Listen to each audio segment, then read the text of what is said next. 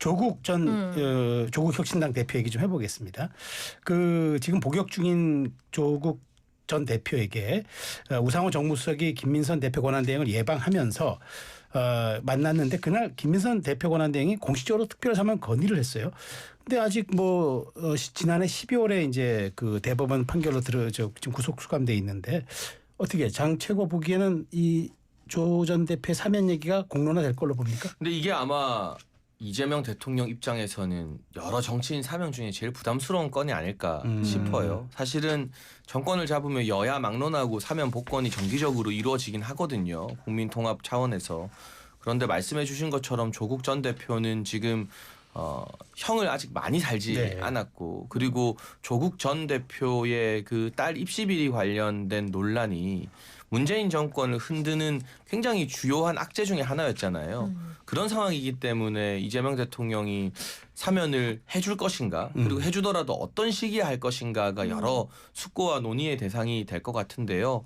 일단 이 정부의 첫 번째 사면은 8.15 사면이 되겠죠. 그러니까 저의 개인적 전망입니다만 8.15에 바로 사면권 행사하기에는 조금 부담스럽지 않을까. 어느 정도 이게 2년형이기 때문에 형기의 절반 이상이 지난 최소 1년 이상이 지났을 때 또는 김경수 전 지사 경우처럼 형을 다 살고 나서 복권만 해주는 방식도 있거든요. 그러니까 아무래도 사면이라는 것은 형 자체를 면소해 주는 거니까 논란이 좀 큰데 복권은 이제 형은 다 살고 그냥 정치 참여만 하게 해주는 거라서 그 논란은 좀 덜한 감이 있어서 그 부분에서 저는 그 대통령실의 참모들의 의견도 좀 갈릴 거라고 보고 있고 어쨌거나 쉽게 그냥 바로 8.15에 사면하고 밀어붙인다 이러기 쉬운 문제는 아닌 것 같아요. 네. 자, 근데 조홍천 전 의원이 조국의 강을 건너서 조국의 사막으로 갈 거다. 결국은 사면할 거라는 그런 얘기인데 이거에 이재명 정권이 택할 것 같습니까? 이 카드를. 그러니까 시기에 관한 문제일 것 같아요. 제가 보니까. 시기. 하긴 하는데 지금은 결국은 한다. 그렇죠. 왜냐하면 저는 지금의 윤석열 전 대통령을 만든 수사가 바로 조국 전 법무부 장관 수사라고 봐요. 그러니까 좀 너무 지금 생각해도 어이가 없는데 인사청문회 마지막 날 어떻게 조사도 한번 안 하고 바로 기소를 합니까? 그것도 공소시효 만료된다고 해서 표창장 하나 문제 가지고 기소를 해버렸잖아요. 이거 어이없는 일이죠. 그렇게 따지면 인사청문회에 누가 나오겠습니까? 그러니까 그거부터 시작해가지고 수사가 시작이 돼서 이른바 가족을 도둑냈다고 할 정도로 탈탈 털었단 말이에요. 윤석열 전 대통령 저는 지난 정권을 검찰 정권이라고 감히 말씀드리는데요. 그때부터 시작해가지고 윤 전 대통령이 이른바 문재인 전 대통령하고 맞섰다고 하는 수사들 한번 결과가 어떻게 나오는지 보십시오. 울산시장 선거 개입도 그랬죠. 며칠 전에 이성윤 전 서울중앙지검장도 최종적으로 무죄 판결 받았어요. 전부 다 무죄 나오고 있어요. 검찰이 정치 수사를 했다는 뜻이거든요. 조국 전 장관도 역시 저는 정치 수사를 했다고 생각해요. 그러니까 그런 부분들을 어떤 방식으로든 해소해 줄 필요는 있다. 그게 사면일 것이다. 네. 다만 그러니까 지금 8월인데 벌써 6월부터 벌써 이렇게 얘기하는 건 좀 이르다고 생각하고요. 일단 국정 수행해서 성과를 좀 내면서 그다음에 정치적 고려나 판단을 할 거라고 봅니다. 네, 이번 주 탑3 이제 두 번째 키워드로 가겠습니다. 개파 대리전입니다. 자, 다음 주 월요일입니다. 이제 국민의힘 그 권성동 전 원내대표가 사퇴한 신임 원내대표가 선출되는데 일단 지금 3선 의원 2명이 출사표를 던졌습니다. 김성훈 의원과 송원석 의원인데 한 분은 수도권과 한 분은 TK니까 지역 대리전이라는 얘기도 있고 또 비윤계와 친윤계 개파 대리전 결국은 이제 대리전 양상으로 갈 거다라는 해석이 나오는데 이래서 당이 수습되겠냐 하는 지적도 있습니다. 그런데 뭐 추가적인 후보가 더 나올 가능성이 현재로서 좀 낮아 보이는데 제가 두 사람으로 가는 거가 그런 확률이 높죠. 네. 제가 두 분을 다 잘 아는데요. 네. 김성원 의원 같은 경우는 이제 지난 대선 경선에서는 한동훈 전 대표를 지지했지만 굳이 따지자면 친한계 안에서 개파색이 가장 약한 분이에요. 그리고 송원석 의원도 오늘 다른 방송 인터뷰에서 난 친윤계 아니다라고 했는데 이분이 소위 말하는 친윤 그룹에서 뭔가 혜택을 보거나 핵심으로 활동한 그런 전력이 있진 않거든요. 그러니까 각각 그 지금 개파의 색채가 강한 분들이 나오는 게 상당히 부담스러운 분위기잖아요. 그런 점에서 이게 뭐 의도적인 배분인지 아닌지는 몰라도 그 개파로 규정되는 색채는 굉장히 약하다. 그럼 이제 두 가지 특징이 남는데 지역적으로는 이 프레임이 구도가 붙으면 TK 출신보다는 수도권인 김성원 의원이 좀 유리할 것이고 네. 정책적으로 구도가 잡히면 송원석 의원은 기재부 출신으로 경제 관련된 분야를 오래 담당했기 때문에 네. 야당이 민생 경제 관련해서 목소리 내야 되는 거 아니냐. 그래서 이 구도가 국민의힘 내부에서는 언론에서 조망하는 것처럼 친윤 친한의 개파 구도보다는 네. 지역 구도를 우선시할 것인가 아니면 좀 정책 구도를 우선시할 것인가 그 두 분야에 좀 초점이 맞춰지지 않을까. 지역 구도 대 정책 구도다. 그래서 역대 원내대표 선거가 다 예측이 제일 어렵지만 네. 이번만큼 예측이 어려운 선거가 또 없는 예, 것 같습니다. 근데 송원석 의원이 되게 억울했나 봐요. 그 친윤이라고 불린 데 대해서 모욕적이다. 나 친윤계 아니다라고 했어요. 아까 설명도 주셨지만 특별히 친윤계라고 뭐 혜택 보거나 뭐 한 거 아니다. 그렇죠. 네. 예, 밖에서 어떻게 보고 계세요? 친윤 대 친한구도다 이렇게 결국은 보는 도구다. 거죠. 결국은 그렇게 보는데요. 네, 네. 그래서 저는 그러니까 아까 말씀하셨던 것처럼 저게 맞다면 그러니까 좀 더 본질적으로 들어가면 일종의 이제 국민의힘 영남 기득권 대 수도권 구도다 이렇게 생각하면 어떨까 싶어요. 국민의힘이 지나치게 영남 자민련이 돼 있다고 하는 평가를 받고 있잖아요. 또 지금 일종의 과거 성찰하거나 반성하는 모습조차 보이지 않는 것도 만약에 그렇게 되면 우리한테 책임을 물을 것이다라고 하는 일종의 두려움 같은 게 있는 거 아닙니까? 그러면 지금 우리가 가지고 있는 뭐 어차피 국회의원은 앞으로도 3년은 더 임기가 남아 있으니까요. 이거 꽉 움켜쥐고 그렇게 하면서 내 거 내놓지 않겠다. 지방선거 그대로 우리가 그냥 이 구도에서 그냥 가겠다. 이런 의도로밖에 해석이 안 되는 거거든요. 네. 그럼 국민의힘은 계속 지금과 같이 극우 성향을 띠면서 영남의 갇힌 정당이 되는 거예요. 근데 김성원 의원은 수도권이잖아요. 네네. 그러니까 최소한 영남 기득권하고는 거리를 일정하게 두고 또 개혁 작업을 하는 데 있어서도 좀 더 자유롭게 그러니까 기존하고 좀 다른 사고를 할 수 있다고 하는 기대감이라는 게 있는 거잖아요. 네. 그런 면에서 저는 국민의힘 이 좀 변화하기를 응원하고 싶습니다. 알겠습니다. 결국 민주당 혼자 정치할 수는 없잖아요. 알겠습니다. 자, 근데 네.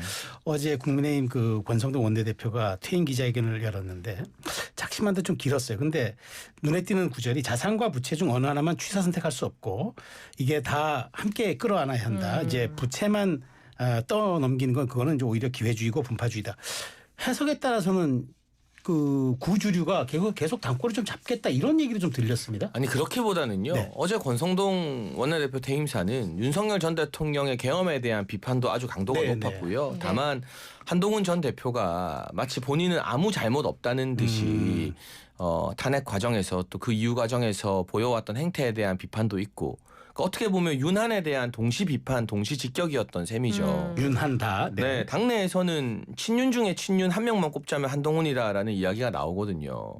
예를 들면 내각에서 장관도 하고 비대위원장도 사실은 대통령 덕분에 한 것이나 마찬가지인데 그 정도 혜택 본 친윤 핵심 윤핵관 아무도 없습니다. 그럼 송원석 의원 얼마나 억울하겠어요. 자기는 장관도 못 해보고 아무것도 못 했는데 나보고 친윤이라니 진짜 친윤은 네, 네. 한동훈인데 네. 그리고 원조 김건희 라인이잖아요. 김건희 여사와 옛날에 뭐 카톡 수백 통 주고받은 거는 다 드러나서 공식 확인이 됐잖아요. 네. 누가 상사 배우자랑 카톡을 수백 통 주고받습니까? 네. 여기 뭐 기자분들 YTN에 계신 PD님들 상사 배우자랑 카톡 수백 통 할 일이 있나요? 없어요. 저는 상상도 못 해봤어요. 그런 일을. 그러니까 친윤 중에 친윤 원조 김건희 라인인 한동훈 전 대표가 마치 자신은 윤석열 정부의 과오로부터 아무 책임이 없는 것처럼 하는 것에 대한 비판 여론이 당내에 있는 거죠. 그러니까 이 당이라는 것은 축적된 역사잖아요. 민주당도 마찬가지로 예를 들면 노무현 정부 때 그 당시에는 경제 정책에 대한 평가가 안 좋아서 역대급 패배를 당했지만 노무현 정부의 잘한 점과 부채까지 다 계승해서 가는 거잖아요. 마찬가지로 국민의힘이라는 정당도 뭐 박근혜 전 대통령도 탄핵됐고 이명박 전 대통령도 형사처벌을 받다가 사면 복권이 되었지만 잘한 게 있고 못한 게 있으면 그걸 다 떠안고 가면서 국민께 네. 선택을 받아야지. 알겠습니다. 나는 아무 잘못 없고 아무 책임 없고 완전 무결하다. 근데 혜택은 제일 많이 받았는데 거기에 대한 비판이었던 것 같고 알겠습니다. 윤석열 전 네. 대통령에 대한 비판도 꽤 많이 있었죠. 어제. 네네.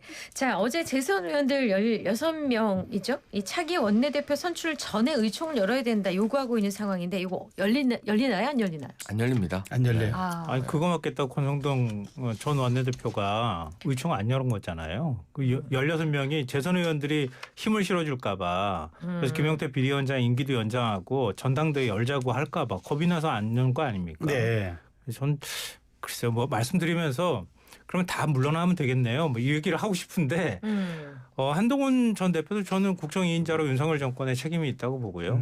권성동 전 원내대표도 네. 윤석열 전 대통령하고 어렸을 때부터 무슨 같이 놀았니 이런 거 하면서 윤석열 파리했던 거 아닙니까? 네. 그래서 그거에 대해서 좀 자숙하는 모습을 보이는 게 맞다고 알겠습니다. 생각해요. 네네. 자, 근데 이제 이게 장치고 나왔으니까 요거 하나 좀 여쭤볼게요. 이제 당무감사가 시작됐더라고요. 대선 후보 교체 관련해 가지고. 네. 근데 뭐 여러 가지 말이 나와요. 뭐 거부한다고 이런 얘기도 나오고 하는데 김용태 비대위원장 행보 지금 방향성 어떻게 보세요? 뭐 일단은 그 개혁을 하기 위한 노력은 제가 늘 존중을 해왔습니다. 다만 어느 순간부터 공정성이 조금은 무너지기 시작했다라고 평가해야 될 것 같고요. 일단 유일준 당무감사위원장 자체가 지난 비례대표 공천의 실패 책임자로 본인이 감사 받아야 될 사람이에요. 지금 도둑이 경찰 노릇하고 있는 거예요. 그러니까 유일준 위원장을 교체하지 않으면 그 누구도 이 당무감사 결과에 대해서 인정하지 않을 것이고. 그러니까 당무감사위원장 자체가 부적절하다. 그럼요. 네. 아니, 도둑이 경찰하고 있는데 그걸 누가 인정합니까? 그리고 나아가서는 공정한 당무감사가 되려면 한동훈 전 대표의 당원 게시판 사건도 당무감사 같이 해야죠. 근데 뭐는 하고 뭐는 안 하니까 당내 반발이 나오는 거고 안 할 거면 과거는 다 묻고 미래에 대해서 이야기를 하던가 우리가 과거를 털고 가자 하면 유불리를 따지지 말고 과거에 논란이 됐던 건 다 털고 가던가 네. 둘 중에 하나만 해야죠. 알겠습니다. 선택적이다. 자, 네. 시간이 부족해서 얼른 가야겠어요. 세 번째 키워드로 가겠습니다. 네, 세 번째 키워드 오광수 낙마입니다. 차명대출 그다음에 부동산 차명관리 의혹으로 사의를 표명한 오광수 민정수석에 대해서 이 대통령이 사의를 수정했습니다. 첫 고위직 낙마입니다. 열흘 만에 어떻게 네. 보세요? 잘하셨다. 아, 예. 왜냐하면 이 인사 문제를 두고 앞으로 이제 장관 인사가 계속 날 텐데요. 인사 검증을 담당하는 직책에 있는 게 민정수석이잖아요. 그렇죠. 그리고 공직기강 문제도 있고요. 또 사정기관을 또 통과해야 될 네. 부분들도 있고요. 그런데 자신과 관련되는 문제 이걸 가지고 계속 이제 뭔가 언론의 지적들을 받는 거는 아마 이재명 대통령 입장에서도 굉장히 부담스러운 일이었을 겁니다. 더군다나 또 진보 진영 내부에서조차 검찰 특수통이 어떻게 검찰 개혁하는 자리에 앉아 있을 수 있느냐 이런 비판 여론들도 꽤 있었거든요. 근데 저는 잘하셨다 이렇게 얘기를 한 건 뭐냐면요. 이런 문제들이 생겼을 때 오기 부리거나 고집 부리는 듯한 모습을 보이지 네. 않았다는 거예요. 빨리 수용했다. 잘했다. 그러니까 닷새 알겠습니다. 만에 그걸 결정을 했다고 하는 점은 앞으로 인사 문제에 있어서도 이렇게 귀를 열고 네. 더 이상 어떤 리스크가 지속되지 않도록 하는 게 중요하다고 알겠습니다. 생각합니다. 알겠습니다. 그나저나 이종석 국정원장, 김민석 국무총리 후보자 이 지금 청문회 무사 통과할까? 어떻게 보세요? 그러니까 이종석 원장이야 뭐 이념과 성향에 대한 문제니까 네. 이게 도덕적 결격 사유로 거론될 것 같지는 않고요. 네. 이제 김민석 후보자가 좀 걸리는 게 많은 것 같아요. 과거 두 건의 불법 정치자금 수수 유죄 판결뿐만이 아니라 네.